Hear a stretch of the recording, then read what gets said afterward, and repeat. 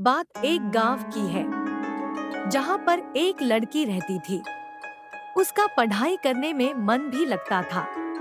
वे दो बहनें और एक उन दोनों बहनों से छोटा उनका एक भाई था। लेकिन उसके माता पिता को तो बस एक ही डर हमेशा लगा रहता था कि कल कदे कोई थारी लड़की के साथ कुछ गलत न हो जाए। इसी डर के कारण उसके माता पिता और उसकी बुआ ने मिलकर जल्दी जल्दी में उस लड़की की शादी कर दी। जिस लड़के के साथ उसकी शादी हुई वह उससे 10 साल बड़ा था। उसे उसके बारे में काफी कुछ बताया गया था कि इसके पास तो काफी पैसे हैं, तो शादी के बाद मौज करेगी। अब शादी के बाद जो सभी लड़कियों के साथ होता है, ऐसा ही उस लड़की ने भी सोचा था कि तेरे साथ भी ऐसा ही होगा। पर जैसे ही वह अपने ससुराल गई, वहां पर उसने पाया कि उसके ससुर की तो शादी से पहले ही मौत हो चुकी थी। अब केवल उसके घर में उसकी सास और उसका पति रहते थे। लड़की के घर वालों ने ये सोच के शादी की थी कि हमारी लड़की आराम से मजे में रहेगी। लड़की के माता पिता ने ब्याज पर भी पैसे लेकर उसकी शादी में बढ़ चढ़कर खर्च किया। पर उन्हें क्या पता था कि उन्होंने अपनी लड़की को एक दहेजी घर में बेच दिया था।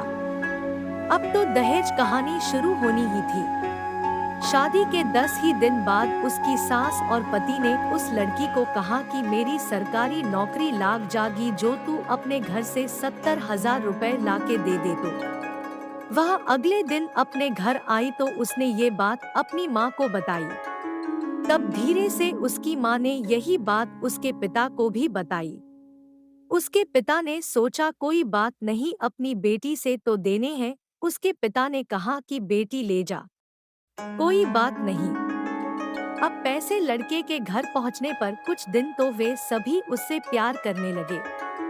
जैसे ही वे पैसे खत्म हुए, तभी उन्होंने अपना गिरगिट की तरह फिर से रूप बदलना शुरू किया। अब की बार तो उनकी हद ही हो गई कि वे सभी उसे गंदी और बदचलन कहने लगे। उसको घर से बाहर तक नहीं जाने देते। अभी 3 ही महीने हुए थे उसकी शादी को, तो तभी उसकी सास भी चल बसी। बस फिर क्या था, अब तो और भी उसकी लड़की के साथ ज्यादा गलत होना शुरू हो गया। उसका पति जब भी घर से बाहर जाता तो वह हर घर की चीज को ताला लगा के और उसके एक कमरे में बंद करके जाने लगा। वह जब भी कुछ बात करती तो तभी वह उसकी पिटाई भी कर देता, जिसके कारण वह डरती नहीं बोलती थी।